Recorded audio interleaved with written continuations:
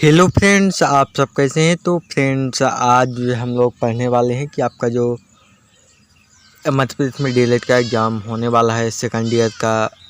तो उसका जो पहला ही पेपर है संज्ञान अधिगम और बाल विकास, उसका जो इकाई 1 है उसके हम लोग सभी ऑब्जेक्टिव देखने वाले हैं, जो कि लगभग 40-45 ऑब्जेक्टिव क्वेश्चन हैं। तो उसको आज मैं आपको बताने वाला हूँ। पूरा का पूरा इसका पीडीएफ भी मिलेगा। पीडीएफ है जो है तो आपको टेलीग्राम में मिलेगा। टेलीग्राम की लिंक आपको डिस्क्रिप्शन में मिल जाएगी। लेकिन मैं आपको बता दूं कि जो आपको पीडीएफ मिलेगा ना, वहाँ पर पासवर्ड लगा होगा। तो पासवर्ड अब मैं आपको इस वीडियो के बीच में कहीं पर भी बता सकता हूँ, तो आप वीडियो को ध्यान से देखिएगा, तभी आपको पासवर्ड पता चलेगा। आप वीडियो को ध्यान से देखिएगा, मैं आपको बोल करके ही पासवर्ड बताने वाला हूँ। यहाँ पर आपको स्क्रीन पर नहीं दिखाई देगा, इसलिए आप ध्यान से देखिएगा। तो चलिए शुरू करते हैं। दोस्तों, यहाँ पर देख पा रहे हैं कि वस्तुनिष्ठ प्रश्न है। मैंने एक बुक का एक फ़ोटो खींचा है। तो दोस्तों, यहाँ पर देख पा रहे हैं प्रश्न 1 है, सही विकल्प चुनकर लिखिए। यहाँ पर 2 चीज़ है, सही विकल्प 4 उत्तर वाले और 4 ऑप्शन वाले और सही खाली स्थान और एक वाक्य में उत्तर। 3 प्रकार के यहाँ पर हैं। तो पहला जो आप क्वेश्चन है, सीखने के सोपान है। तो सीखने के कितने सोपान है? तो सीखने के यहाँ पर 6 सोपान हो जाएंगे। ठीक, इसका लास्ट में उत्तर भी दिया जाएगा, आप देख पाएंगे। यहाँ पर दूसरा है, गेने ने सीखने के कितने प्रकार बताए हैं? तो गेने ने सीखने के 8 प्रकार बताए हैं। पहला है संकेत, अधिगम, उद्दीपन, अनुक्रिया, अधिगम। इसी तरह से कुल 8 प्रकार उन्होंने बताए हैं। उसके बाद है थॉर्नडाइक के अनुसार सीखने के नियम हैं। तो सीखने के यहाँ पर तीनों नियम हैं। पहला तत्परता का नियम, अभ्यास का नियम, प्रभाव का नियम। तो इसका जो सही उत्तर होगा वो हो जाएगा उपरोक्त सभी इसके नियम है थॉर्नडाइक के। सीखने के उद्दीपक अनुक्रिया का सिद्धांत किसने दिया? यहाँ पर सिद्धांत वाले में आपको थोड़ा कन्फ्यूजन हो सकता है, इसलिए आपको ध्यान से देखना है। ठीक, उद्दीपक अनुक्रिया का जो सिद्धांत दिया था उन्होंने थॉर्नडाइक ने ही दिया था। ठीक, मेस्लो ने सबसे अधिक महत्वपूर्ण किन आवश्यकताओं को माना है? तो उन्होंने जो माना है, तो सबसे पहले उन्होंने जो एक मॉडल दिया था उसमें 5 आवश्यकताएं थी। पहला था यहाँ पर जो पहला जो था वहाँ पर शारीरिक अवस्था, भोजन पानी। दूसरा था वहाँ पर सुरक्षा की अवस्था, आवास वगैरह। और तीसरे में था सम्मान। और तीसरे में था ये वाला, स्नेह वाला। और चौथे में सम्मान की आवश्यकता है। और चौथा बहुत ही एक्सट्रीम लेवल वाला। तो यहाँ पर जो सबसे अधिक महत्वपूर्ण मेस्लो ने किसको माना था? तो उन्होंने शारीरिक आवश्यकताओं को सबसे अधिक महत्वपूर्ण माना था। उसके बाद जो 6वां क्वेश्चन है, अधिगम स्थानांतरण के समान तत्वों के सिद्धांत का प्रतिपादन। यहाँ पर आपको 6वें 7वें में कन्फ्यूजन हो सकता है, इसलिए ध्यान से देखिए। तो जो समान तत्वों के सिद्धांत का प्रतिपादन किया था वो किया था थॉर्नडाइक ने ही। ठीक, और जो अधिगम स्थानांतरण के सामान्य एवं विशिष्ट तत्वों का सिद्धांत जो दिया था वो दिया था स्पीयरमैन ने। ठीक ना, तो यहाँ पर स्पीयरमैन ने 2 प्रकार के तत्व बताए थे, सामान्य और विशिष्ट तत्व। और यहाँ पर जो समान तत्वों का सिद्धांत दिया था वो दिया था थॉर्नडाइक ने। अब देख लेते हैं 8वां क्वेश्चन क्या है। तो अधिगम स्थानांतरण के लिए आवश्यक है। तो क्या आवश्यक है? यहाँ पर सामान्य बुद्धि, सामान्यीकरण, उचित अभिवृत्ति। यहाँ पर तीनों ही आवश्यक हैं अधिगम के स्थानांतरण के लिए। तो यहाँ हो जाएगा उपरोक्त सभी। ठीक, और यहाँ पर आपको जो इसमें सीखी हुई वस्तु का सीधा उपयोग है, यह परिभाषा है। तो जो ये परिभाषा है ये है वुडवर्थ की। यहाँ पर देख पा रहे हैं ये ऑप्शन है, तो यही आपका सही उत्तर हो जाएगा। इसमें सीखी हुई वस्तु का सीधा उपयोग है, यह परिभाषा जो दी है तो वुडवर्थ ने। ठीक, किसी विषय वस्तु को लंबे समय तक मस्तिष्क में संचित रखना कहलाता है। तो यहाँ पर जब आप लंबे समय तक किसी भी चीज़ को संचित रखते हैं तो कहलाता है धारण। यहाँ पर धारण और प्रत्यक्ष में आप कंफ्यूज नहीं होइएगा। प्रत्यक्ष का मतलब होता है कि जब आप किसी भी चीज़ को सीखे रहते हैं उसको दोबारा से याद करते हैं, तो वो होता है प्रत्यक्ष। इसका सही उत्तर हो जाएगा 10वें का धारण। ठीक, अब है स्मृति के प्रकार। तात्कालिक स्मृति, सक्रिय स्मृति, रटंत स्मृति, उपरोक्त सभी। तो इसका जो सही उत्तर हो जाएगा उपरोक्त सभी, क्योंकि ये तीनों ही स्मृति के प्रकार हैं। 12वां क्वेश्चन है, सीखे हुए तत्वों को धारण करने या धारण करने के पश्चात उन्हें पुनः स्मरण करने की असफलता को विस्मृति कहते हैं। यह परिभाषा है। तो यह परिभाषा दी हुई है मन ने। यहाँ पर आप देख पा रहे हैं 12 का एक मन।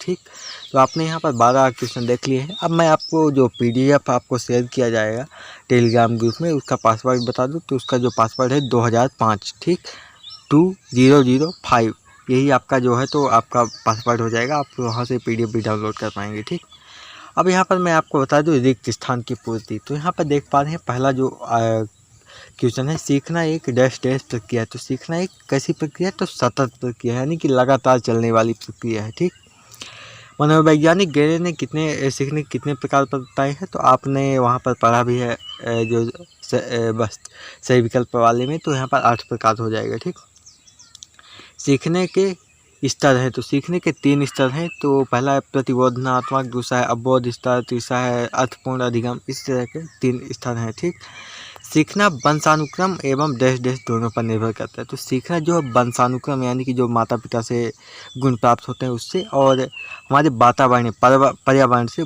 दोनों से ही निर्भर करता है। ठीक, जब एक सीखा गया कार्य दूसरे कार्य के अधिगम में कठिनाई उत्पन्न करने लगे तो उसे हम क्या कहेंगे, तो उसको हम कठिनाई उत्पन्न कर रहा है यहाँ पर ध्यान दे रहे हैं, तो उसको कहेंगे ऋणात्मक स्थानांतरण या फिर नकारात्मक स्थानांतरण, आप कोई भी लिख सकते हैं।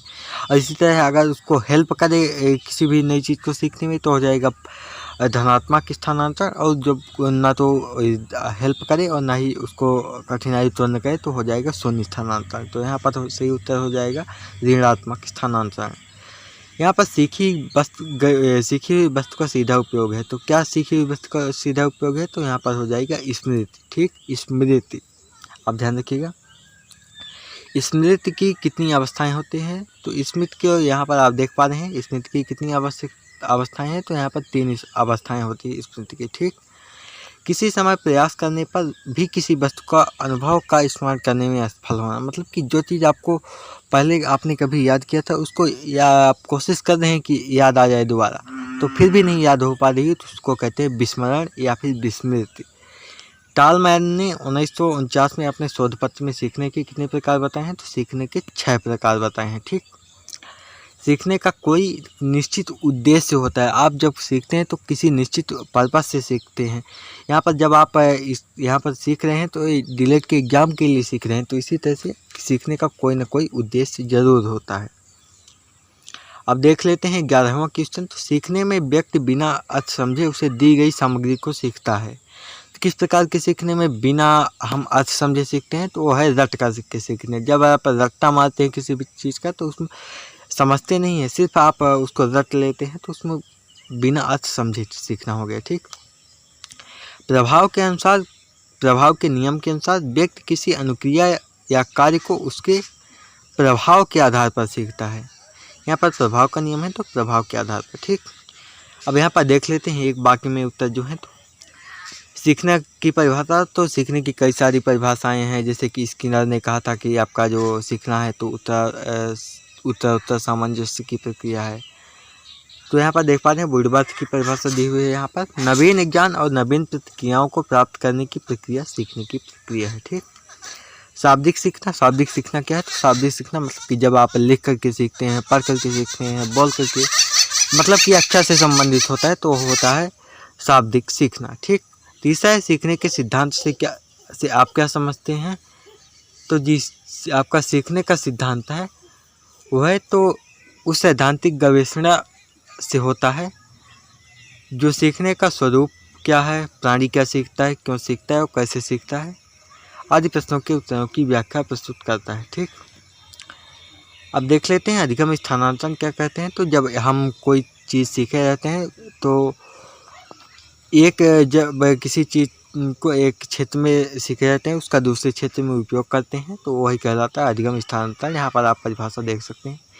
स्मृति क्या है, तो मतलब कि स्मृति एक मानसिक प्रक्रिया है जो चीज़ हम सीखे रहते हैं, सीखे ज्ञान, अनुभव या कौशल का पुनः से स्मरण, मतलब कि जो चीज़ सीखे हैं पहले से याद है उसको हम दोबारा से याद करते हैं तो वो है स्मृति। ठीक, यहाँ पर देख लेते हैं धारणा का क्या तात्पर्य है। तो धारणा से तात्पर्य विषय वस्तु को लंबे समय तक मस्तिष्क में संचित करना, मतलब कि जब हम कोई चीज़ सीखते हैं तो उसको लंबे समय तक दिमाग में स्थिर रखना ही आपका कहलाता है धारणा। ठीक, दीर्घकालीन स्मृति किसे कहते हैं, तो जब हम किसी तथ्य हो गया, कोई जानकारी हो गई, कोई टॉपिक हो गया, तो उसको जब हम लंबे समय तक कई दिनों तक याद रखते हैं तो वो हो गया आपका दीर्घकालीन स्मृति। 8वां क्वेश्चन है स्मृति किसे कहते हैं, तो जब हम किसी जानकारी को, तथ्य को हम सोच विचार करके, तर्क करके, उसका मूल्यांकन करके अपने दिमाग में अच्छे से बिठाते हैं, तर्क करते हैं, उस पर अच्छे बुरे का प्रभाव जानते हैं, उसकी जानकारी रखते हैं, तो कहलाता है तार्किक स्मृति। ठीक, विस्मृति क्या है तो आपने वहाँ पर खाली स्थान में भी पढ़ा है। तो जब हम किसी चीज़ को धारण करने के पश्चात जब हम किसी भी चीज़ को याद करने की कोशिश करते हैं लेकिन वो याद नहीं होती है, तो वो कहलाता है विस्मृति या फिर विस्मरण। ठीक, अब प्रेरणा किसे कहते हैं, 10वां क्वेश्चन है जो कि लास्ट क्वेश्चन है।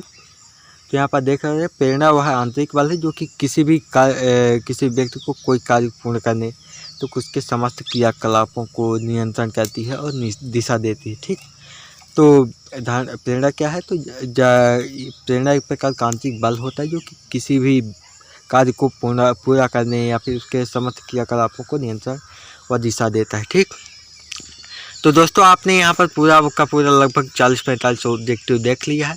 अगर आपको किसी और भी सब्जेक्ट का चाहिए तो आप कमेंट कर सकते हैं, मैं उसका वीडियो बना दूंगा। बाकी मैं इस सब्जेक्ट का तो बनाता ही रहूँगा एक एक करके।